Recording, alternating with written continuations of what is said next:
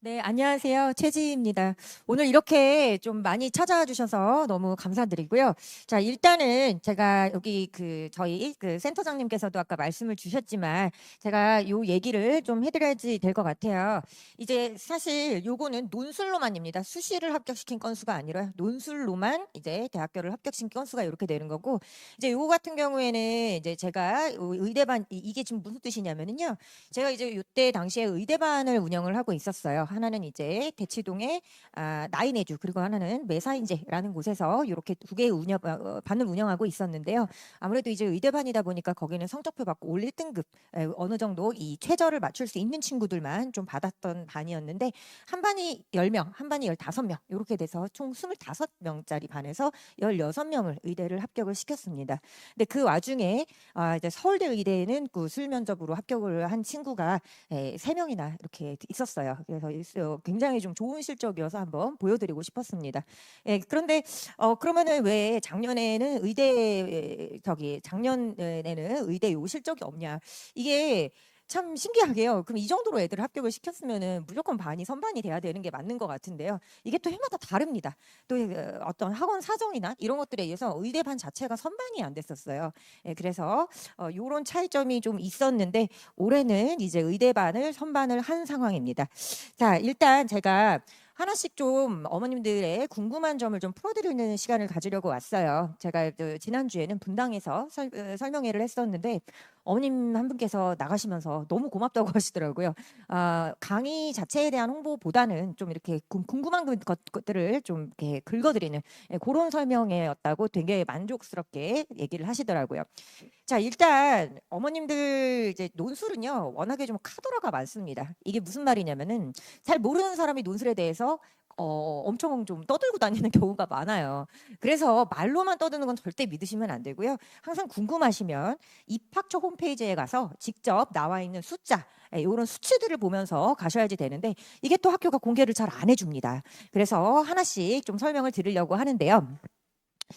아, 우리 주변에서 논술로 합격하는 친구들을 사실 좀 많이 찾아보기가 어렵잖아요.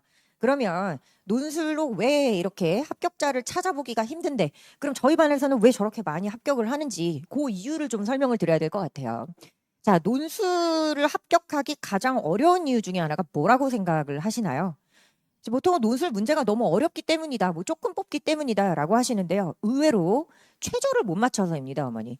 그래서 이 최저를 어느 정도로 애들이 못 맞추는지를 좀 보여드리도록 할게요.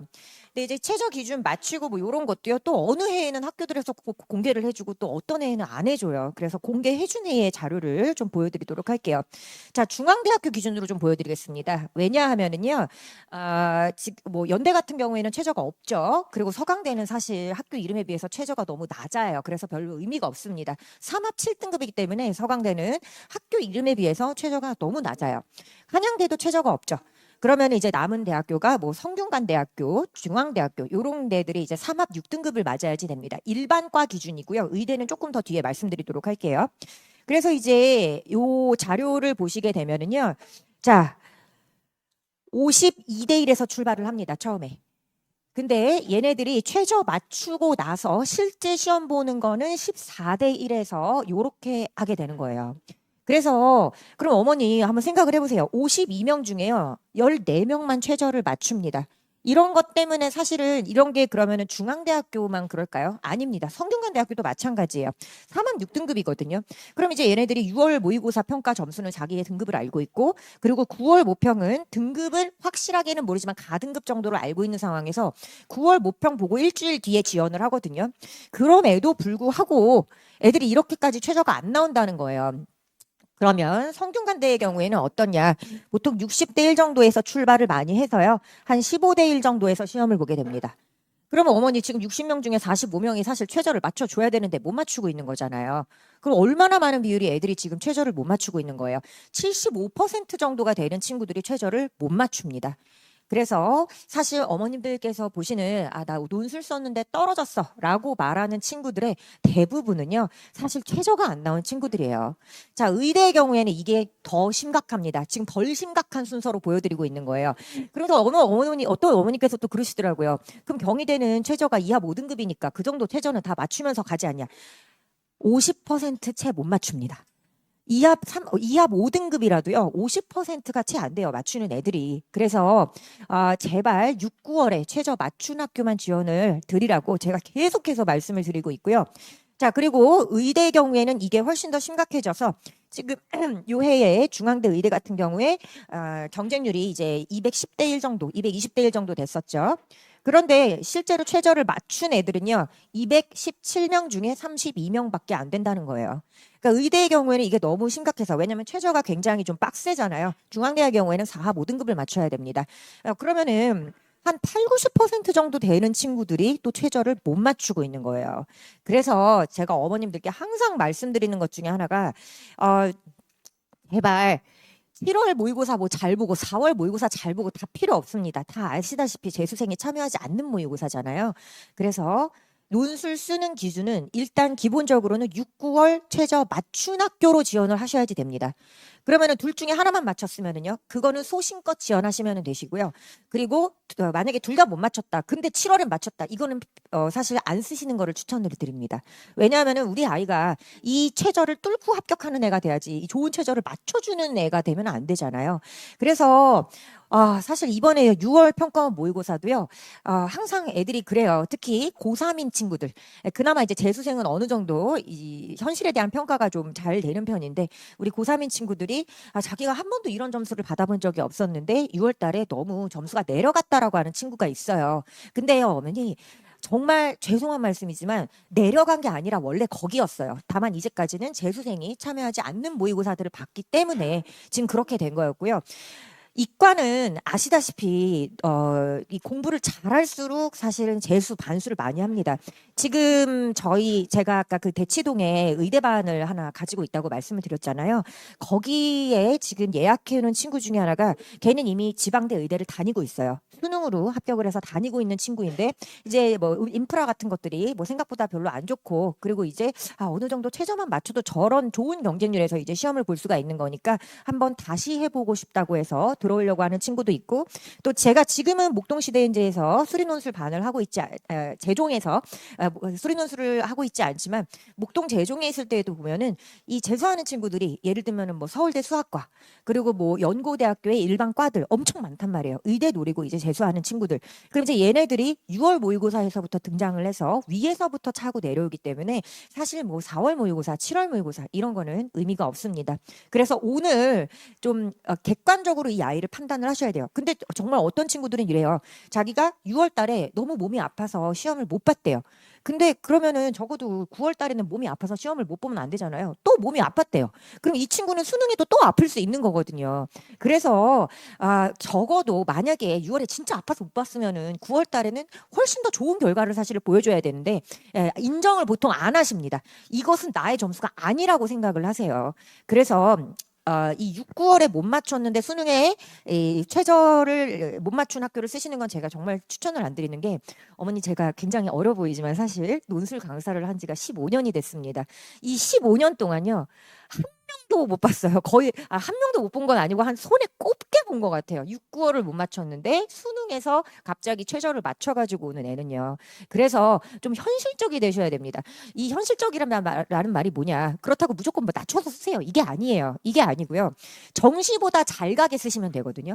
근데 정시 점수는 여기에 있는데 논술은 그냥 이 정도 쓰셔야 되는데 막 여기다가 쓰시고 이런단 말이에요. 논술은 로또야 막 이러면서. 어떻게 논술이 로또가 될 수가 있어요? 이 대학교 시험을 직접 서술형으로 풀고 나오는 시험이 어떻게 로또가 될 수가 있어요? 차라리 수능이 로또가 될 수가 있죠. 이거는 그래도 오지선다로 잘 찍으면 되는 거니까. 물론 그것도 실패를 하지만.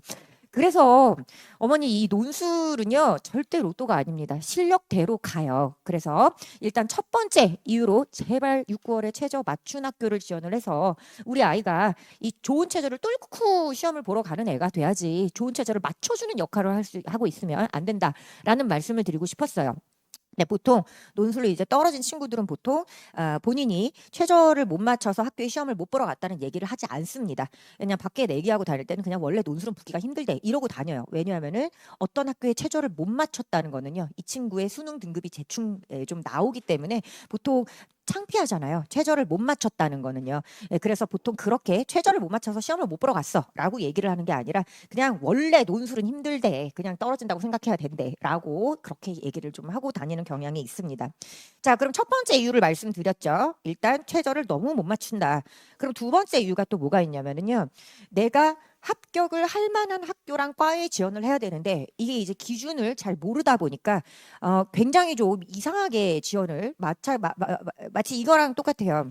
어, 취업은 신소재공학과, 기계공학과, 전기공학과, 화학공학과가 잘 된대더라. 그러면은 왜 정시에서는 그 정도 과를 못 쓰시는데 논술에서는 꼭 거기를 쓰시는 거예요. 이게 어머니 같은 학교를 들어가는 데 있어서도요. 똑같은 시험지로 시험을 보는데 점수 차이가 어마어마합니다. 예를 들면은 연대에서 시험이 아주 어렵게 나왔을 때는요. 가장 낮은 과로 들어가는 애들, 보통 연대의 가장 낮은 과는 지구 시스템, 대기과학과 이런 과들이 좀 낮은 과들이에요. 그러면은 진짜 낮은 과들 같은 경우에는 한 3, 40점에서 합격을 해요. 근데 높은 과들, 아까 제 어머님들께서 기본적으로 과 이름 알고 계시면은 좀 높은 과일 가능성이 높습니다. 기계공학과, 신소재, 전자, 뭐 이런 데들, 이런 데는 보통 80점대 이상을 맞아야지 합격이 가능한 과들이에요. 같은 시험지로 시험을 보는데도 불구하고요. 그래요. 그래서 그럼 만약에 이 아이가 연세대학교를 지원을 하는데 얘는 이제까지 수학이 한 번도 1등급이 놓쳐본 적이 없는 아이이기 때문에 그럼 얘는 아무데나 쓸 수 있고 그리고 얘는 수학이 2, 3등급이 계속 좀 나왔던 친구이기 때문에 얘는 연대는 아예 생각조차 할 수 없고 이게 아니에요. 이 아이의 실제 수리 논술을 좀 평가할 수 있는 거는요. 이 아이를 담당하고 있는 논술 강사밖에 없습니다. 그게 왜 그런지 좀 제가 작년 두 아이의 예제를 통해서 좀 보여드리도록 할게요. 제가 이제 9월이 되면은 제가 가장 두려워하는 달이 바로 9월입니다.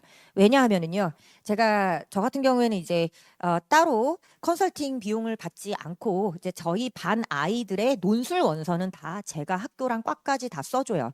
그게 이제 왜 그러냐면은 이제 아이들이 이제 요거는 1월부터 다닌 친구들이고요. 그리고 이제 저희 이제 7월에 아기를 처음에 보내주시게 되면은 7월에 한 번 그리고 8월에 두 번 이렇게 시험을 보게 될 거예요. 근데 이제 이거는 사실 제가 보기 위해서 만드는 성적표라고 생각을 해주시면 됩니다. 그래서 이제 요걸로 상담이 들어갈 건데요. 요런 식으로 해서 이제 애들이 제가 낸 문제에서 어느 정도의 점수를 좀 이제까지 맞았고 그러면은 얘가 이제 어떤 데를 가겠다고 했을 때 과연 요거를 좀 지원을 해볼 수가 있을 것인지 요게 이제 학생마다 한 명씩 모든 학교와 과에 대해서 논술은 제가 다 짚어줄 거예요. 자, 그러면은요. 지금 이 친구 같은 경우에는 지금 등급이 좀 상당히 마음에 들지가 않죠. 왜냐하면은요. 3합 6등급을 둘 다 못 맞추고 있어요. 6, 9월 달에. 그리고 이제 이 친구가 저한테 주장했던 것도 그거예요. 아, 6, 9월만 못 맞췄다. 그렇겠죠. 6, 9월만 못 맞췄으면 그러면 수능에도 못 맞추게 될 확률이 거의 한 99%는 됩니다. 그래서 이제 이 친구 지금 보시면은요. 지금 맞출 수 있는 최저가 2합 5등급 정도밖에 없어요. 게다가 지금 수학 점수가 굉장히 우울한 상황이죠. 68점으로 3등급이 나오고 있는 상황이에요. 근데 이 친구가요. 논술을 엄청나게 잘 쓰는 친구입니다. 왜냐하면은 지금 요 오른쪽에 있는 요런 그 저기 뭐야 연한 그래프는 이제 상위 50% 평균이고요. 그리고 요 위에 있는 점수가 최고자 점수이고요. 그리고 여기 왼쪽에 있는 점수가 얘가 실제로 받은 점수입니다. 보시면은요 굉장히 그래프가 높게 솟아 있어요. 거의 이제 항상 최고점에 육박하고 있죠. 얘는 솔직히 말해서 최저만 맞출 수 있으면 약대 논술 써도 되는 친구거든요.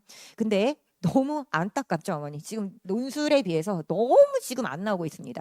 그러면은 이 친구의 얘 지금 내신도 4등급이라서 지금 학종도 못 쓰는 상황이에요. 그럼 이제 이 친구의 최선은 뭐가 있을 것 같으세요? 일단 얘는요, 연대는 무조건 써야 되는 친구예요. 왜냐하면은 최저가 없잖아요. 근데 얘는 연대의 논술을요 통과할 수 있는 그런 급의 친구예요. 근데 이제 연대를 쓰면 어디를 써야 되냐? 요것도 이제 친구들 상황에 따라서 좀 달라집니다. 얘는 사실 정시로 넘겼을 때 인서울이 좀 될까 말까 한 그런 지금 상황이거든요. 그러면 이 친구가 어쨌든 정시로 얘는 절대 넘겨서는 안 되는데 논술에서 굉장히 강한 실력을 보여주고 있어요. 그러면 연대를 쓰더라도 낮은 과를 좀 쓰는 거를 추천을 드려요. 왜냐하면은 어쨌든 얘가 만약에 이 정도 점수면은 사실 연대에서 본인이 가고 싶은 과를 써봐도 되는 점수이기는 하지만 지금 얘는 절대 정시로 넘기면 안 된단 말이에요. 그럼 연대를 어쨌든 합격만 시켜주면은 굉장히 본인이 감사하면서 다녀야 되는 상황인데 연대도 좀 낮은 과로 써야 되고 또 반드시 써야 되는 곳이 한양대학교입니다. 한양대학교도 최저가 없죠. 근데 한양대학교도 사실 높은 과를 써도 논술 실력으로는 괜찮은 친구이지만 정시로 넘기면 안 된다는 문제가 있어요. 그래서 한양대학교도 좀 낮은 과로 썼으면 좋겠고 시립대학교도 반드시 써야 되죠. 수능으로 어차피 시립대 절대 안 되거든요. 그러면은 시립대학교 정도는 그래도 뭐 네가 원하는 대로 한번 좀 몇 개를 가지고 와봐라. 그리고 솔직히 말해서 이 친구가 여자친구였거든요. 이 친구가 써야 되는 곳은요. 이제 사실 경희대학교, 동국대학교, 건국대학교, 이화여자대학교, 그리고 숙명여자대학교. 자, 사실은 요런 데를 써줘야지 본인 실력에 맞게 쓰는 상황이기는 합니다. 앞에 제가 말씀드렸던 학교도 사실은 굉장히 높은 학교들이에요. 근데 이 친구가 그러면은 1월부터 저한테 수업을 들었으니까 얼마나 귀에 딱지가 않게 저한테 이 6, 9월 최저를 맞춘 학교만 들은 A인지를 좀 생각해 보세요. 이 친구 저한테 뭐라고 하고 있는지를 좀 볼게요. 중앙대 약대를 쓰겠다고 합니다. 지금 4합 5등급이거든요. 중앙대 약대가요. 말도 안 되는 얘기를 하고 있어요. 어머니 제가요. 9월 달에 제일 많이 하는 게 6, 9월 최저를 못 맞췄으니까 여기는 쓰면 안 될 것 같아라는 말이요. 저는 진짜 녹음해가지고 그냥 플레이를 누르고 싶어요. 정말 많이 합니다. 그리고 어머님들께서도 저를 자꾸 설득하려 하세요. 왜 저를 설득하려고 하시는 거예요?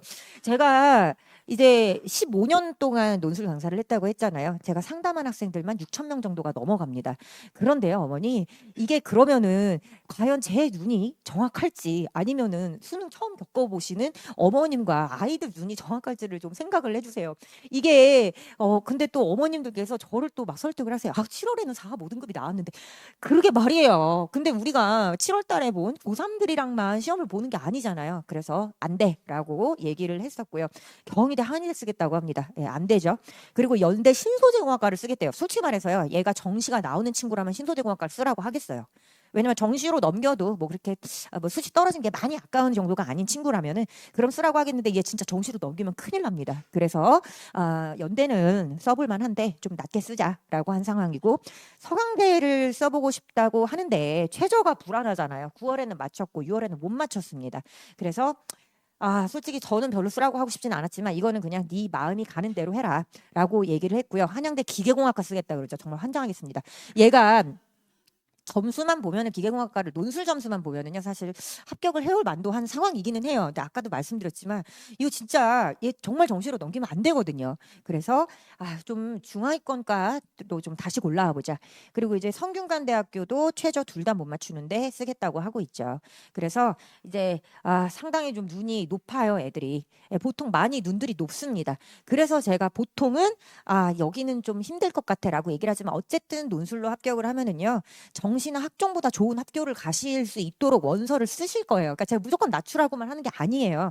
어쨌든 합격하면은 정시로 가는 거나 학종으로 가는 것보다는 좋은 학교를 쓰시게 될 거란 말이에요. 저는 이제 이런 부분들이 좀 많이 답답하고요. 그리고 아까 얘기를 안 드렸는데 이제 의대 같은 경우에는 최저를 맞추는 비율이 한 10%에서 20%밖에 안 되잖아요. 그럼 약대는 어떨까요, 어머니? 약대의 경우에는 이 상황이 좀 더 심각합니다. 왜냐하면 중앙대학교 약대가요, 의대랑 최저가 비슷해요. 중앙대학교 약대도 4, 5등급인데 뭐 의대는 과탐이 평균으로 들어가고 뭐 약대는 과탐 한 개만 들어가고 뭐 이런 차이가 좀 있는데요. 근데 어쨌든 4, 5등급이란 말이에요. 그럼 이제 보통 그 정도 최저가 나오는 친구들 같은 경우에는 이제 의대를 쓰려고 하지 보통 이제 그 정도의 최저가 나오는데 약대를 쓰려고 하는 애들은 사실 많이 없어요. 그리고 이 최저를 맞추면서 가는 친구들도요. 보통 자기가 살아가면서 한 번 받았던 점수를 자기의 최고 점수를 본인의 등급이라고 생각하는 경향이 있어요. 그래서 약대 같은 경우에는요. 아까 보여드렸지만 의대보다 최저를 맞추는 비율이 더 현저히 떨어져서 특히 중앙대학교 약대처럼 4, 5등급인 경우에는 이 최저를 맞춘 비율이 10%도 안 되는 상황에서 시험을 보게 된다고 생각을 해주시면 될 것 같아요. 자, 그럼 이제 다음 친구 보실게요. 자, 요 친구 보시면은 마음이 확 안정이 됩니다. 왜냐하면은요, 지금 6월도 잘 봤는데 9월 같은 경우에는 뭐 의약대 최저를 다 맞추고 있어요. 이 친구는요. 11113이 나오고 있기 때문에 4 모등급인 의대 최저까지 다 맞추고 있습니다. 게다가 이 친구 지금 9월 수학 점수가요. 96점으로 하나 틀렸죠. 그럼 이제 이 친구는 아까 친구보다 수학을 훨씬 더 잘하는 친구인 것 같죠. 근데 지금 이 친구 논술 점수 보세요. 2월부터 들어온 친구였네요. 지금 상당히 아까 그 친구는요. 점수가 위로 쫙쫙 올라가 있었는데 얘는 지금 거의 한 상위 50% 평균 정도의 점수를 한 번씩 맞고 있고 요것만 좀 우연히 좀 점수를 잘 받은 상황입니다. 자, 그러면은요, 얘는 이제 학종 한 개에 논술 5개를 쓴다고 하는데 솔직히 말씀드려서 얘는 정시로 보내는 게 좀 더 나을 수도 있겠다 싶은 상황이에요. 그래서 이제 요 친구는 저한테 자기는 학교 상관없이 의대를 가고 싶다고 했는데 솔직하게 말씀드려서요. 최저가 나와도 논술 실력 때문에 의대는 좀 안 되는 친구입니다. 그래서 최저가 나왔더라도 이 친구는 의대는 안 썼으면 좋겠는데 만약에 의대를 쓴다면은 그나마 가능성이 있는 데는 중앙대 의대예요. 왜냐하면은요, 중앙대 의대가 문제가 좀 상당히 다른 의대에 비해서 쉽게 나옵니다. 그래서 좀 풀만하게 나와요. 중앙대학교 의대가 좀 최저를 못 맞춰서 갈 수 있는 애들이 없어서 그렇지 사실 최저만 맞춰주면은 좀 의대 문제치고는 굉장히 좀 쉬운 문제들이 많이 나옵니다.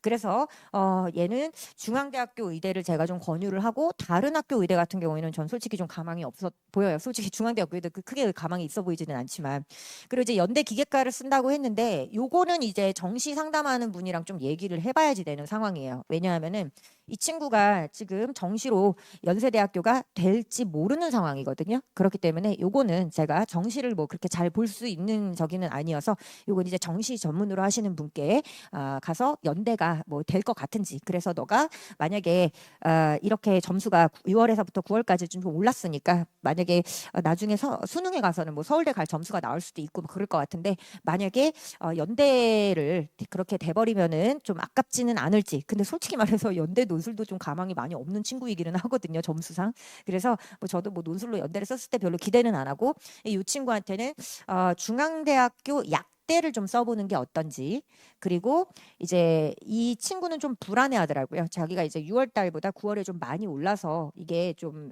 너무 좀 실력이 좀 들쑥날쑥한 게 아닌가 불안해 했기 때문에 그럼 솔직히 말해서 어차피 지금 쓸 카드도 별로 없으니까 수능 후에 보는 시험 그래서 뭐 예를 들면은 서강대학교라든지 아니면은 뭐 한양대학교 요런 데 성균관대학교 요런 식으로 일단 뭐 수능 너무 잘 봐버리면은 시험 안 보러 가면은 그냥 자동 탈락되는 거니까 그런 식으로 해보자라는 컨설팅이 들어갔던 친구예요.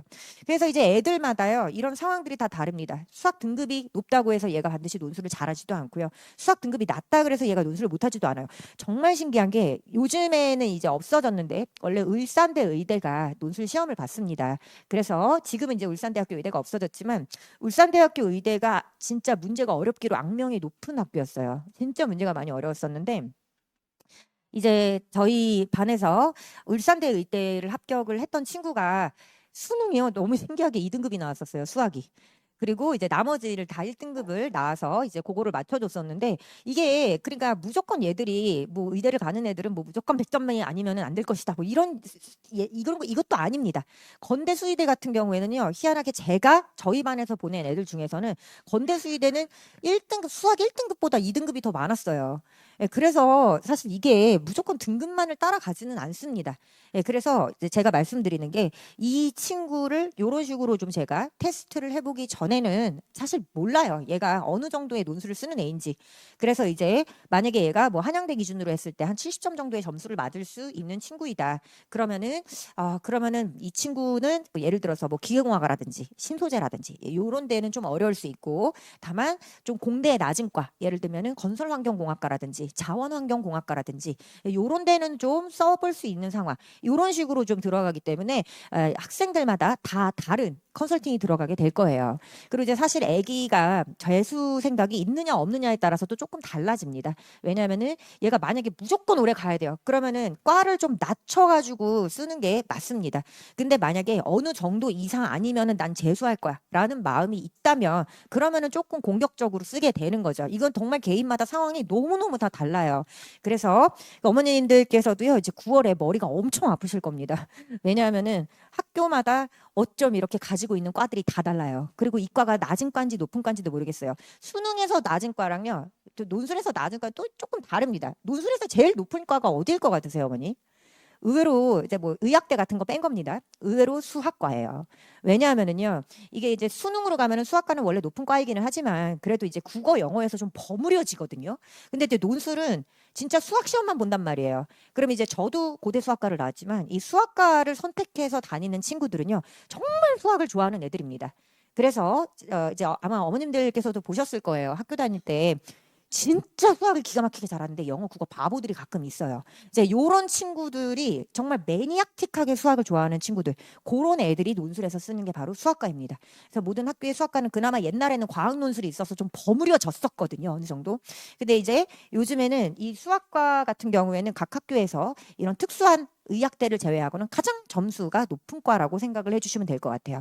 예, 그래서 논술에서는 수학과는 좀 피해 가시는 게 좋습니다. 만약에 어떤 애가 한양대학교 수학과를 논술로 합격했다. 그럼 얘는 연대 낮은 과를 논술로 합격할 수 있는 친구예요. 그래서 저는 좀 그래도 학교 이름을 높여서 가는 편이 훨씬 좋다고 생각을 하기 때문에 가서 복수 전공을 한다든지 이중 전공을 한다든지 할 수 있는 여러 가지들이 있잖아요. 그래서 저는 학교 이름이 좀 중요하다고 생각을 해서 꼭 그 수학과를 가기 위해서 저 미친 논술을 통과를 해야 되는가. 그렇게는 생각하지 않고, 그리고 이제 우리가 논술로 합격을 할 수가 있는 이유가요. 과별로 뽑기 때문이에요. 무슨 말이냐면은 이게 이제 성균관대학교 같은 경우에 이제 다른 학교랑 다르게 좀 학부 위주로 뽑거든요. 뭐 공학부 그리고 자연 계열 이런 식으로 이제 뽑습니다. 그래서 이제 인원이 많아지겠죠. 그럼 공학 계열 한 150명을 논술로 뽑고 이런 식으로 된단 말이에요. 이제 다른 학교는 과별로 뽑으니까 요과에 5명, 요과에 8명 이런 식으로 뽑거든요. 어쨌든 더해 보시면은 다 비슷한 숫자입니다. 근데 여기가 많이 뽑으니까 여기를 지원하려고 하시는 분들이 있는데 사실 그게 더 힘듭니다. 왜냐하면은요, 어머니 생각해 보세요. 만약에 우리가 이제 뭐 예를 들어서 한양대학교라고 좀 생각을 해보실게요. 자, 한양대학교에 얘가 뭐 기계공학과를 가려고 한다. 그러면 여기가 커트라인이 뭐 10명을 뽑는데 가장 마지막으로 10명째에 해당하는 애가 80점을 맞았다고 할게요. 그럼 이제 커트라인이 80점이 되는 거죠. 그런데 한양대학교 문제가 어렵게 나올 때 공대에서 이제 가장 낮은 과가 건설환경공학과거든요. 그리고 건설환경공학과 같은 경우에는 여기는 이제 좀 문제가 많이 어렵게 나왔을 때 한 60점 정도로 합격을 한단 말이에요. 그러면은 이제 여기보다 더 낮은 데가 생활과학대입니다. 뭐 식품영양학과라든지 실내건축 디자인학과라든지 요런 데가 이제 50점대 정도의 점수로 만약 시험 문제가 어렵게 나올 때는 요 정도의 점수 폭으로 합격을 해요. 그러니까 한 50점에서부터 8, 90점까지 합격한다고 생각을 해주시면 되시거든요. 그러면 이게 사실 과별로 뽑으니까 이게 가능한 거지. 예를 들면은 그러면은 어떤 친구가 70점을 맞았어요. 그러면 얘는 기계공학과 쓰면 떨어지고 그리고 건설환경공학과를 쓰면 붙는 애거든요.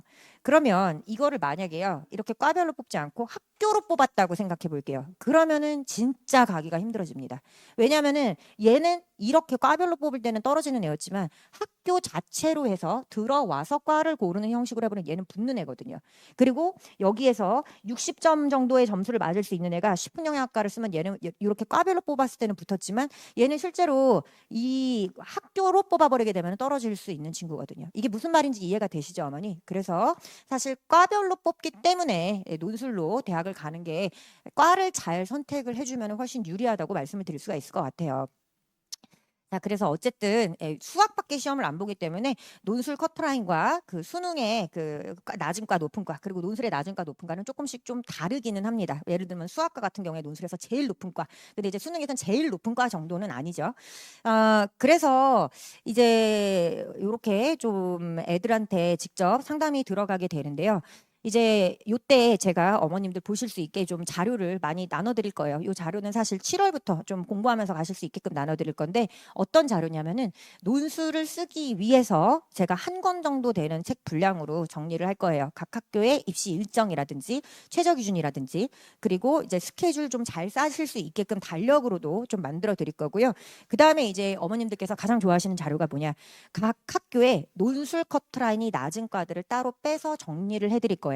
그럼 이제 저희가 상담이 들어갈 때 제가 이제 이런 식으로 애들 한 명씩 다 상담을 해줄 건데 너는 중앙대학교 날리자, 경희대 한의대 날리자. 그리고 날렸을 때 근데 내가 생각하는 너는 일단 시립대학교에 네가 원하는 과 한 3, 4개 정도 잡아와봐. 그리고 지금 너의 실력에 맞는 곳은 사실 2합 5로 봤을 때는 경희대라든지 동국대라든지 이대라든지 이제 이런 데들인데 그 정도에서는 네가 원하는 과들을 한 3, 4개 정도 학교별로 좀 뽑아보자. 그리고 이제 얘가 또 뽑아오겠죠. 나오겠죠. 그럼 이제 거기서 고르는데 얘는 이제 논술 잘하는 애였고요. 좀 논술이 잘 안 되는 친구들이 있어요. 그럼 제가 그럼 너는 요 학교는 괜찮은데 지금 과가 너무 높으니까 낮은 과 리스트를 줄 테니까 그 안에서 한 세네 개 정도를 골라와봐. 그러면 내가 거기에서 갈 만한 데가 있는지 한번 볼게. 이런 식으로 계속 핑퐁이 들어갈 거예요. 그래서 사실 원서를 쓰는데요. 이 일주일 동안 제가 거의 잠을 못 잡니다. 그래서 어머님들이랑은 요 원서 쓰는 기간에 애들이랑은 대면을 할 거고요. 어머님들과는 카톡으로 진행을 할 거예요. 그래서 이제 애들이랑 대면한 상담지를 찍어서 보내주시면은 그리고 거기 이제 질문을 하시겠죠. 선생님께서 한양대학교 낮은 과를 써봐도 된다고 해서 우리 애가 식품영양학과를 원래 쓴다고 했었는데 한 자원환경공학과까지 써봐도 괜찮을까요? 네, 이렇게 질문이 나오실 수 있잖아요. 그럼 제가 거기에 카톡으로 뭐 써도 된다 안 된다 답변을 드릴 거예요. 제가 가장 상담을 많이 할 때 550명까지 상담을 해봤는데요. 일주일에 550명이 상담이 가능하려면 전화는 안 됩니다. 카톡으로 진짜 원서에 대한 것만 해야 되는데 제가 한번 전화를 해봤거든요. 중학교 때 과거를 준비했다는 얘기부터 하십니다. 이게 중요한 게 아니에요. 지금 얘가 6, 9월 달에 받은 점수 그리고 논술에서 얻을 수 있는 점수로 가장 최선의 원서를 써보는 게 중요한데 어쩜 그렇게 다들 중학교 때 과거 준비를 열심히 하셨는지 모르겠어요. 그때는 수학을 진짜 잘했는데 그러게 말이에요. 그래서 그 전화는 사실요. 우리가 진짜 원하는 통화는 10분 중에 1분이면 됩니다. 그래서 저 원서 작성하는 일주일이 아닐 때에는 그 외에는 제가 그렇게까지 힘든 삶을 살지는 않기 때문에 그럼 전화 상담이 가능해요. 근데 상담이라고 보면 보통 이제 제가 하소연을 드리는 입장인데 그런데 요 원서 쓰는 기간 9월 모평 보고 나서 한 일주일 정도 뒤에 원서를 씁니다. 요때는 전화는 안 되시고 애들이랑은 계속 돌아가면서 대면 상담이 들어가고 어머님들과는 그 대면 상담의 결과를 가지고 이제 사진으로 찍어 보내주시면은 그리고 질문 내용 해주시면은 제가 카톡으로 이렇게 왔다 갔다 상담이 들어가게 될 거예요. 자, 그래서 이제 뭐 거기에 이제 이런 것들도 좀 드릴 거예요. 학교마다 또 내신이 들어가는 게 또 상당히 다릅니다. 근데 논술에서 기본적으로 내신은 필요하지 않다고 생각을 해주시면 되세요. 그래서 이제 어떤 어머님들께서 근데 어떤 학교 홈페이지를 가보니까 논술이 60%, 내신이 40%가 들어간다고 하는데 그러면 이거는 내신이 너무 많이 들어가는 게 아니냐라고 하시는데요. 실제로 그 논술 점수는요. 얘가 100점짜리로 시험을 봤을 때 0.6을 곱하는 식으로 들어가기 때문에 0점에서부터 60점까지의 점수가 들어갑니다. 근데 내신은요. 1등급을 40점을 줘요. 그 다음에 2등급 39.98, 뭐 3등급 39.96 이런 식으로 좀 주는 경우가 많습니다. 그래서 어떤 학교는 5등급까지 안전하고 어떤 학교는 8등급까지도 안전하고 그리고 어떤 학교 내신 안 들어가는 학교는 또 9등급까지 써볼 수가 있고 근데요 신기하게요. 이게 저기로 갈수록 의대 쪽이나 이런 데로 갈수록 내신은 더 완화가 돼요. 그러니까 의대 쪽으로 갈수록 오히려 8등급까지 쓸 수가 있습니다. 그거는 왜 그러냐? 특목고 애들 받으려고 하는 거예요. 대학교에 있는 분들이 바보가 아니잖아요. 그러면 이제 수리논술로 애들을 뽑겠다는 게 수학을 진짜 잘하는 애들을 뽑고 싶다는 건데 이게 내신으로 희석이 되면 안 되거든요. 근데 어쨌든 정부의 방침은 그래도 학생부를 수시에서는 좀 봐라. 근데 이 사람들이 학생부를 그렇게 많이 볼 거면은 차라리 교과 전형이나 학종 전형을 늘리지 학생부도 좀 고만고만하고 논술도 고만고만한 뭔가 좀 흐지부지한 애를 뽑고 싶지는 않거든요. 확실하게 수학을 잘하든가 확실하게 내신을 열심히 해서 좀 성실한 모습을 보였든가 이렇게 좀 구분해서 뽑고 싶은 거지. 그래서 이제 생각해낸 방법이 요거라고 생각을 해주시면 되세요. 그래서 이제 제가 요것도요 또 나눠드릴 거예요. 그럼 제가 아까 의대에는 한 8등급까지는 기본적으로 좀 안전하다고 말씀을 드렸는데 의외로 내신 제일 많이 보는 학교가 숭실대학교입니다. 되게 좀 아이러니하죠. 그래서 이게 달라요. 숭실대학교는 또 4등급까지 쓰실 수가 있어요. 그래서 이렇게 그럼 각 학교별로 내신은 어느 정도 등급까지 써볼 수 있는지 그런 자료들도 많이 다 요거 한 권의 책에 다 같이 넣어드릴 거고요. 저랑 같이 그거 보시면서 나중에 애들 9월 달에 대학 보내실 겁니다. 원서 이렇게 잘 써서요. 그래서 일단 아까도 말씀드렸지만 우리 센터장님이 이제 말씀을 드렸지만 요 기하랑 확통 같은 경우에는 건대 이상의 학교에서는 다 들어간다고 생각을 해주시면 되세요. 기하 확통은요. 근데 안 들어가는 학교가 두 군데가 있습니다. 어디냐면은 성균관대는 수투까지 들어갑니다. 그러니까 다항함수의 미적분까지 들어가거든요. 성균관대 같은 경우에는. 근데 얘네들이요. 제가 이것 때문에 너무 머리가 아팠는데 작년에 정말 너무 짜증났습니다. 성균관대 때문에. 왜냐하면은 학교 홈페이지에는 모든 교과 과정이 다 들어간다고 입학처 홈페이지에 써져 있어요. 그러면 이거는 사실 미적 기하 확통을 다 내겠다는 거거든요. 근데 이제 얘네들이 설명회를 할 때는 수투까지 내겠대요. 그래서 아니 그러면은 도대체 뭐가 제대로 된 시험 범위인지 입학처에 전화를 해서 물어봤습니다. 그럼 이게 도대체 함수의 극한과 수열의 극한 중에 둘 다 들어가는 건지 둘 중에 하나만 들어가는 건지 범위가 그러니까 알려줄 수가 없대요. 그러니까 환장하는 거예요. 어떻게 이거 시험 범위를 안 알려주는 학교가 세상에 어디 있어요. 그래서 모의 논술을 봤더니 수투까지 나오길래 그러면은 수투까지 나온다고 생각을 하고 시험을 보는 게 맞겠다 해서 시험을 봤더니 정말 수투까지 나오더라고요. 그래서 성균관대는 어쨌든 수투까지 나옵니다. 그리고 이제 이화여자대학교는요, 10년 넘도록 계속 이 확통이 범위에 포함이 되어 있었어요. 그리고 10년 동안 한 번도 나온 적이 없습니다. 그래서 이제 사실상 기하랑 미적에서는 계속해서 나오고 있는데 확통은 사실 이대가 잘 안 낸다고 보셔도 무방하긴 할 것 같아요. 근데 모르죠. 어쨌든 시험 범위에 포함이 되어 있으면 그런데 이제까지는 그랬다는 거예요. 근데 이게 또 출제하시는 교수님이 바뀌면 또 어떻게 될지 모릅니다, 어머니. 교수님들은 보통 자기가 이제 그 전공학 과목에 대해서 좀 애정을 가지고 그쪽에서 좀 위주로 출제하시는 경향이 있어서요. 어떻게 될지 잘 모르는데 어쨌든 건동홍 요까지는 위에서부터 쭉 기하랑 확통을 배워야 된다고 생각을 해주시면 되세요. 그리고 이제 기하의 수준은 그렇게까지 어렵게는 안 나오거든요. 근데 확통은 아주 어렵게 나옵니다. 근데 이제 사실 어렵다는 게 애들 기준에서 어려운 거지 사실 확통은요. 통계가 이제 그 내신이나 수능 수준으로는 안 나오고요. 얘가 이거를 진짜 제대로 알고 있는지 그거를 테스트하는 식으로 나오게 됩니다. 이제 보통 통계를 수능으로 배운 친구들이 맨 마지막씩 하나만 보통 외워주는데요. 논술에서는 이게 왜 어떤 식으로 나오는 식인지 구체적으로 그 유도 과정을 알지 못할 경우에는 아예 아무것도 쓰지 못하게끔 만들어버려요. 그렇기 때문에 제대로 배우는 수학이라고 논술에서는 얘기를 들을 수가 있을 것 같아요. 다른 학교도 마찬가지입니다. 뭐 미적이나 아니면은 뭐 수열 이런 데서 나온다고 할지라도요. 애들이 제일 어려워하는 거는 개념이에요. 애들 진짜 개념이 잘 안 되어 있습니다. 그럼 이제 개념이라는 게 뭐 대충 센 수학의 뭐 A등급 문제 푸는 거냐? 아니에요. 이 수학의 원리를 제대로 이해하는 게 개념 수업이거든요. 근데 사실 개념이 제일 어렵습니다. 공식 외워서 문제 푸는 거야 쉽죠. 근데 사실 개념 수업은 사실 많이 어렵고요. 그래서 애들이 미적 개념에 대해서 해주면은 내가 알던 미적이 아닌 것 같다면서 좀 많이 놀랍니다.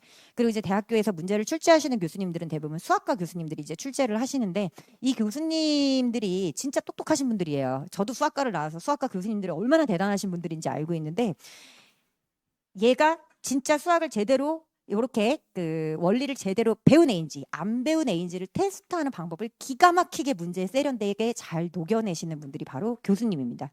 그래서 요게 또 요거는 있어요.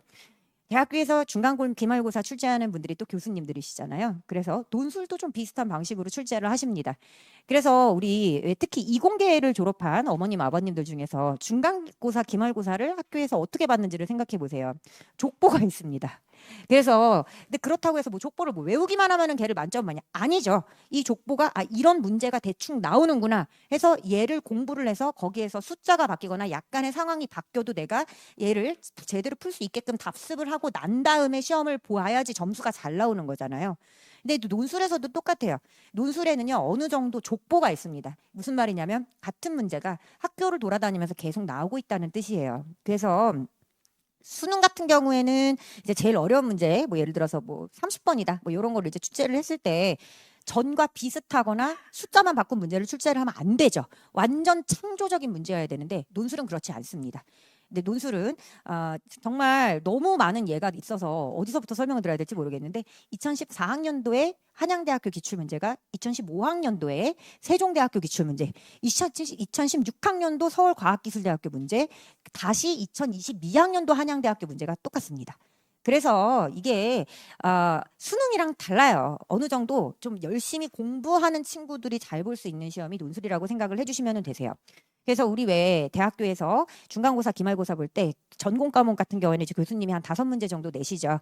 한 4문제 정도 이제 족보에서 좀 비슷하게 출제하시고 한 문제 정도 좀 다르게 내시거나 혹은 5문제 전부 다 족보에서 출제하는 교수님들이 계시죠. 그래서 논술 시험이 굉장히 비슷하다고 생각하시면 될 것 같아요. 근데 지금 듣는데 조금 이상한 거 없으셨나요? 한양대학교, 세종대학교, 과기대학교가 지금 문제가 똑같았다고 말씀을 드렸죠. 학교에 따라서 이 문제가 학교가 높은 학교라고 해서 특별히 더 어렵지도 학교가 낮다 그래서 특별히 더 쉽지도 않습니다. 이건 학교마다 사정이 좀 달라요. 그래서 아까도 말씀드렸지만 중앙대학교는 학교의 이름에 비해서 조금 문제가 쉽게 나오는 편이니까 또 중앙대학교를 써야 될 것 같으신가요? 그러면은 진짜 높은 점수를 합격합니다, 어머니. 다 같이 높은 점수를 합격을 하게 돼요. 그리고 아까 제가 성균관대 수두까지밖에 안 나온다고 말씀드렸으니까 이게 성균관대 문제가 쉬울 것 같으신가요? 어머니, 성균관대 시험 범위가 좁아진다고 문제가 쉬워지는 게 절대 아닙니다. 다항함수의 미적분은요, 사실 엄청 어려워요. 애들이 보통 3차 함수각지밖에 생각을 안 해서 이걸 쉽다고 생각을 해버리는데 그렇지 않고요. 이 성균관대 같은 경우에 문제가 너무 심각하게 어려웠어서 연대 수준을 저 멀리 뛰어버리는 해가 있었어요. 그게 아마 재작년이었을 건데, 그래서 오죽하면은 성균관대학교 얘네들이 입학처에서 설명회를 할 때 그런 데에서 정보를 얻는 거예요. 성균관대학교는 사실 입학처 홈페이지에다가 이런 거를 잘 공개를 안 해주거든요. 그냥 지나가다가 입학처 사람들이 흘려주는 말을 열심히 받아서 아 그렇구나 하고 저도 이해를 하는 건데, 이 오죽하면은요 너무 문제가 어려워서 애들이 지원을 안 하려고 하니까 우리 학교 자연과학계열 같은 경우에는 40점으로도 합격을 하니까 제발 지원 좀 하세요라고 말을 하기도 했습니다. 그런 식으로 이제 정보를 알아가는 거예요. 아, 어쩐지 문제가 겁나 어렵더니 자연과학 계열 같은 경우에는 40점으로도 합격을 했거나 어쩐지 문제가 너무 어렵더라. 이런 식으로 이제 저도 확인을 해 나가는 거거든요. 학교 입학처에서 공개를 해주지 않기 때문에. 혹은 이제 애들 말을 들어보는 건데 애들이 생각하는 점수랑 실제 합격 점수는 다릅니다. 이제 시험을 봐서 합격한 친구들이 본인은 자기가 한 70점 정도 나왔을 거라고 생각을 하지만 실제로는 한 50점 정도의 점수로 합격을 했을 가능성이 높아요. 그래서 이런 식으로 문제가 뭐 시험 범위가 조금이라고 해서 또 거학기교를 쓰실 필요도 없고, 그리고 문제가 뭐 쉽다 그래서 여기가 유리하냐 그게 아니고요. 또 문제가 어렵다 그래서 여긴 또 불리하냐 그것도 아닙니다. 어머니 인하대학교가 인서울급의 학교잖아요. 여기가 문제가 엄청 어려워요. 그래서 여기는 20점대 후반의 점수로도 합격을 합니다. 그래서 이게 다 다른 거지 어떤 정답은 없어요. 그래서 그런 말씀들을 좀 드리고 싶었고, 따라서 우리가 공부를 하는 데 있어서 컨텐츠의 차이는 그닥 없다고 보시면 되세요. 내가 어떤 학교를 지원하든지 간에 컨텐츠 자체는 다 비슷비슷한 곳에서 출제가 됩니다. 그리고 아주 옛날 문제도 같이 많이 또 출제가 되고 있어요. 예를 들면 2010학년도에 고대가 논술이 있었어요. 지금 없어졌다가 올해 다시 생겼는데 2010학년도에 고대 논술 문제가 2016학년도에 중앙대 논술 문제랑 숫자 하나 바꾸지 않고 똑같이 나왔었는데, 그게 또 재작년 한양대 문제로 숫자만 바꿔서 나왔습니다. 그러니까 이런 것들이요. 그럼 얘가 아무리 그 문제를 제가 수업 시간에 해줬어도 기본적으로 많이 어려운 문제이기 때문에 본인이 계산 연습하고 이러는 시간을 만들어 보지 않으면 마찬가지잖아요. 대학교 시험 보실 때 내가 족보를 한번 풀어봤다고 해서 그 다음 시간에 가서 이 족보를 풀고 나올 수가 있는 게 아니잖아요. 이 푸는 방법을 한번 풀어보고 그 다음에 이게 만약에 비슷한 식으로 나오게 되면은 좀 이 얘기를 외워서라도 풀 수 있도록 계속해서 계산 연습을 해보고 이 문제를 이해를 해야지 얘한테서 조금 응용될 때도 얘를 풀 수가 있는 거잖아요. 그래서 굉장히 좀 대학교 시험과 그런 식으로 굉장히 좀 유사하게 나온다라고 생각을 하시면 되세요. 그리고 이제 여자 학생들 어머님들께 좀 드리기 좋은 소식이 있는데, 여대가 비슷한 급의 다른 학교들에 비해서 합격이 상당히 쉽습니다. 그거는 이제 이유가요. 너무 당연하지만 잘하는 남자 학생들 지원을 못 하고요. 그리고 또 잘하는 여자 친구들 중에서도 여대만큼은 죽어도 쓰기 싫다라고 하는 친구들이 좀 있습니다. 근데 이제 이대가 원래 3합 6등급이었거든요. 최저가. 근데 이제 얼마 전에 2합 5등급으로 바뀌었어요. 그래서 3합 6등급이었을 때에는 사실 진짜 말도 안 되게 낮은 점수들로 합격을 많이 했었어요. 왜냐하면은 이 최저를 또 맞춰주는 친구들이 없잖아요. 그럼 가뜩이나 이대가 경쟁률도 원래부터 낮은데 거기에서 또 4분의 1만 남게 되는 거거든요. 그렇기 때문에 이대가 사실 저희 그때 당시에는 이대를 합격한 친구들이 수능에서 수학이 4등급이 나온 친구들이 되게 많았었어요. 그러니까 이런 것도 좀 잘못 퍼져 있는 소문이에요. 야, 1등급도 못 붙는 데더라. 당연하죠. 걔가 만약에 논술 뭐 강의 같은 거 한 번도 안 들어보고 가면은 당연히 열심히 들었던 4등급보다 시험을 좀 못 볼 수밖에 없겠죠. 이거는 새로운 문제를 풀어내는 시험 이라기보다는 좀 기존에 있었던 거가 좀 상당히 유사하게 나오는 시험이거든요. 그래서 예, 지금까지 뭔 얘기를 하고 있었죠? 잠깐만, 그래서 이대가 좀 가기가 편하다. 이 얘기를 좀 드리고 싶었고요. 근데 지금 이대 최저가 이하 모든 급이 됐어요. 그래서 전보다는 좀 수학을 잘하는 애들이 많이 붙게 됩니다. 그러면은 왜냐하면은 그럼 이하 모든 급이면은 원래는 4분의 3 정도가 나가 떨어졌었는데, 3합 6이면 원래 4분의 3 정도가 나가 떨어졌었는데 이하 모든 급이면은요 한 반 정도 나가 떨어지거든요. 그래서 좀 더 많은 애들이 시험을 치기 때문에 전보다는 좀 수학을 잘하는 친구들이 많이 붙게 되었고요. 근데 요거가 아주 중요해요. 이 아이가 6, 9월 점수로 만약에 숙명여대가 정시로 안 될 것 같다 하셨을 때 숙명여대는 무조건 논술로 하나 쓰고 가셔야지 됩니다. 여기는 정말 발로 쓰고 나오지 않으면은 최저만 잘 맞춰주면 합격할 수가 있어요. 왜냐면 보통 숙대 최저가 나오면 이대 최저가 나오는데 애들이 이대를 그러면은 쓰려고 하지 숙대를 잘 안 쓰려고 합니다. 그래서 저 수학 6등급이 숙대를 논술로 가는 경우도 봤거든요. 그래서 어머니 숙대는 만약에 얘가 논술로 정시로 숙대가 안 될 것 같다 생각이 드시면 숙대는 그냥 무조건 하나 써놓으시는 게 좋아요. 그리고 만약에 정시로 숙대가 좀 될지 안 될지 좀 약간 고만한 것 같다라고 하셔도 쓰는 게 좋죠. 왜냐하면 정시 그러면 어떻게 될지 모르는데 숙대는 어차피 시험이 수능 뒤에 있으니까. 예. 그래서 숙대는요 사실 논술 파이널도 안 열려요. 그냥 정규반에서 공부한 거 가지고 가서 그냥 시험 보고 오시면 됩니다. 예. 그리고 뭐 그럼 선생님 뭐 성신여대는요라고 물어보시는데 거기는요 그냥 지금 가서 시험 보셔도 괜찮으십니다. 그래서 상당히 좀 붙기가 편한 학교들을 말씀을 드렸고요. 그럼 이제 남학생들 부모님께서 억울하시죠. 그러면 우리 애는 어떻게 여기도 이제 논술은요 사실 1차 시험이 2차 시험보다 붙기가 훨씬 쉽습니다. 1차 시험이 뭐냐면은 수능 전에 있는 시험이에요. 그래서 이제 대표적인 학교로는 홍익대학교, 시립대학교, 연세대학교, 그리고 성신여자대학교 보통 이렇게 4개 학교가 좀 대표적으로 있어요. 근데 이제 또 그럼 연대가 합격하기 쉽다 그러면 우리 연대 물론 거기는 실력이 좀 뒷받침이 돼야 되겠죠. 근데 제가 왜 이 말씀을 드리냐면은 애들은 쓰잘데기 없는 걱정을 많이 합니다. 무슨 걱정이냐면은 그 학교를 보내주면 감사한 친구가 내가 그 학교에 납치를 당할까 봐 걱정을 해요. 근데 어머니 이건 웃을 일이 아니에요. 너무 많은 어머님들께서도 똑같은 생각을 하십니다. 홍대 붙여주면 감사한 친구가 홍대 가면 납치당하는 거 아니야. 그리고 나중에 후회해요. 그걸 썼어야 되는데. 물론 뭐 썼다고 해서 100% 합격하는다는 보장은 없지만 어쨌든 그렇고요. 시립대도 마찬가지예요. 근데 사실 연대도 그렇습니다. 연대도 똑같고요. 이게 높은 데로 가도 마찬가지예요. 저희 25명 중에 16명 보낸 고 반에서요. 이제 어떤 친구가 최종적으로 이제 서울대 공대를 가게 되었는데 얘는 결국 논술 다 떨어져서 정시로 간 친구가 이제 서울대 공대를 간 애가 있었어요. 근데 저는 사실 얘가 논술을 너무 잘하기는 하지만 이제 의대 같은 경우에는 좀 운도 좀 따라줘야 되기는 합니다. 그래서 워낙에 좀 잘하는 애들이 많이 오니까요. 근데 이제 특히 이 어머니께서는 그때 당시에 뭐 카대 의대 이렇게 좀 메이저 의대만 주로 노리시는 상황이었어요. 그럼 여기는 진짜 운도 많이 필요해요. 근데 이제 제가 연대 7대를 좀 써보시는 건 어떻겠냐라고 이제 제안을 드렸을 때 7대는 싫다고 하시더라고요. 의대가 아니면 안 된대요. 그래서 이제 애는 좀 쓰고 싶어 해요. 근데 어머니께서 끝까지 반대를 하셨는데 결국 의대의 논술은 안타깝게도 좀 다 떨어졌습니다. 그럼 이제 좀 제 말을 좀 들어주셨으면 좋겠어요. 왜냐하면은 이게 그래도 그러니까 어머니는 연대 치대로 붙으면 오히려 아까울 것 같다고 말씀을 하시더라고요. 얘 봤을 때 정시 점수가 그렇게 정도는 아니었는데 그래서 진짜 좀 객관적으로 보실 수 있도록요. 6, 9월 점수만 정말로 보셔야 되고 또 6, 9월 점수로 기준을 했을 때 수능으로 얘가 어느 정도 갈 수 있는지를 만약에 혼자 좀 보기가 힘드시면은 컨설턴트를 찾아가서라도 이 정도 점수면은 정시로는 어느 정도 학교까지를 생각해 보실 수가 있는지 그런 것도 좀 알아보셔야 되고 그래서 얘가 정시로 어느 정도 넘겨도 되는 친구인지 아니면 정말 이건 정시로 넘기면 큰일 나는 친구인지 그런 것까지도 다 알아보는 상태에서 하셔야 되는데 아까 말씀드렸던 고 연대, 시립대, 홍익대 요 세 개 학교 중에서요. 또 좀 가기가 쉬운 게 홍익대학교입니다. 왜냐하면은요. 3합 8등급이에요. 서강대학교 최저가 3합 7등급인데 홍익대학교 최저가 3합 8등급입니다. 의외로 너무 많은 친구들이 이 최저를 못 맞춰요. 그리고 아까도 말씀드렸지만 합격시켜주면 감사한 친구들이 붙을까 봐 무서워합니다. 그래서 홍익대학교를 좀 만약에 얘가 정시 점수가 안 되는 것 같다라고 생각하시면은 생각해 보실 수 있고요.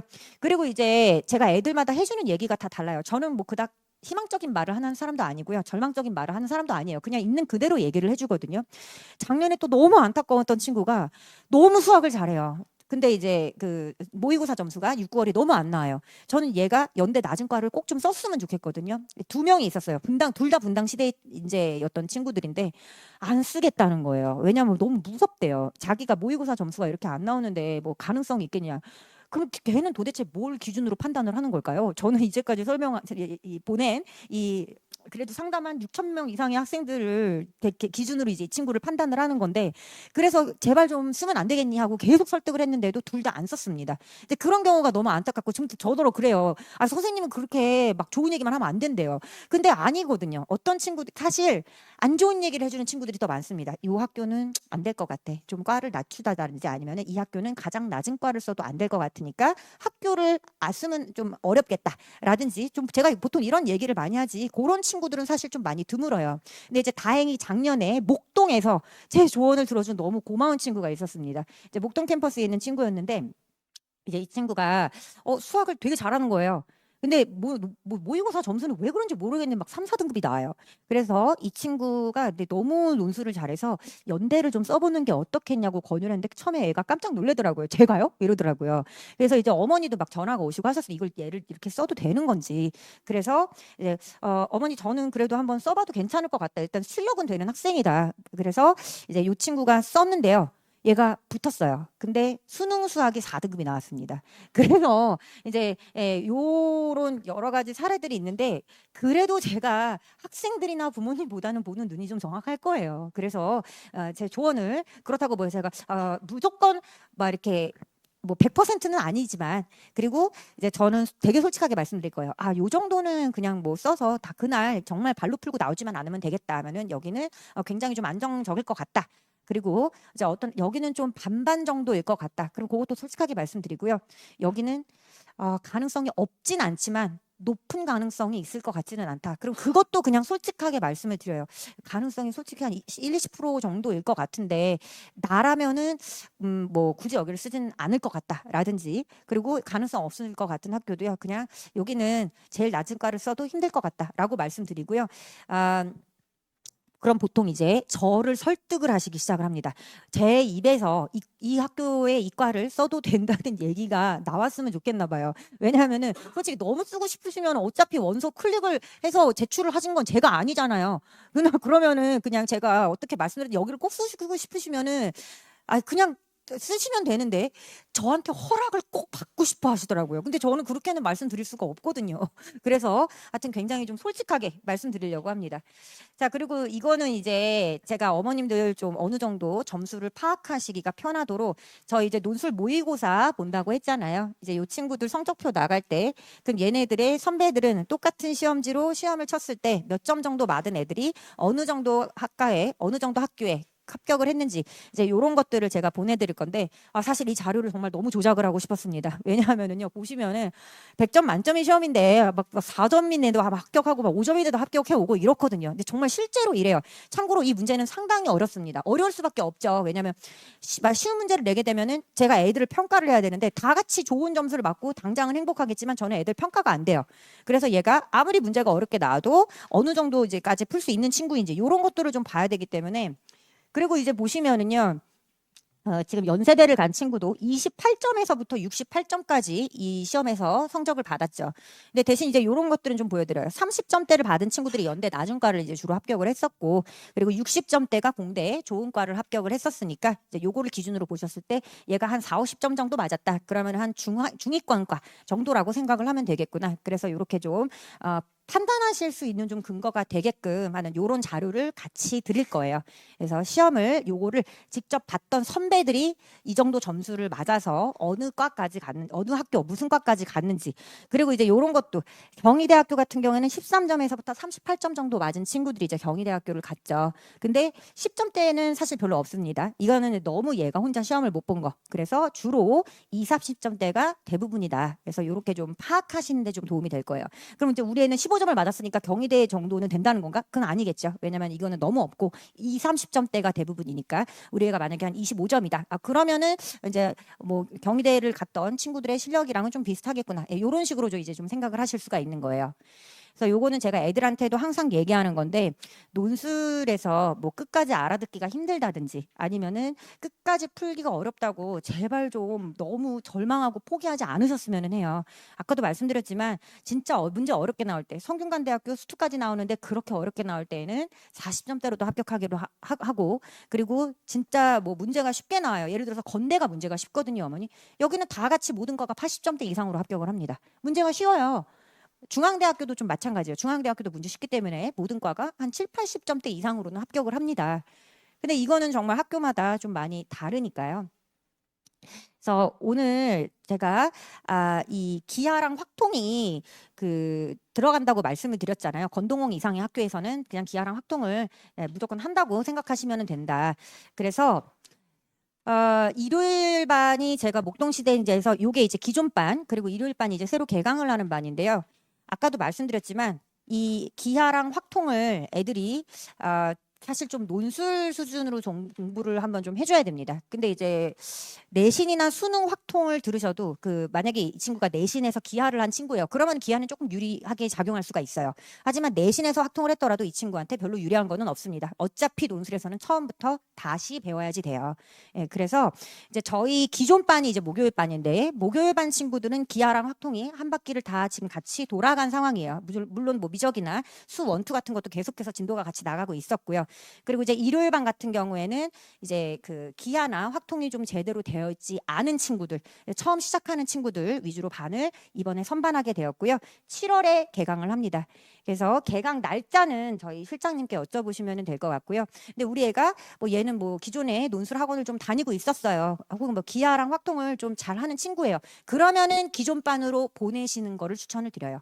근데 얘가 만약에 기하 확통이 좀 너무 안 돼 있다 싶으면은 이제 신규 반으로 들어오시는 거를 권유를 드립니다.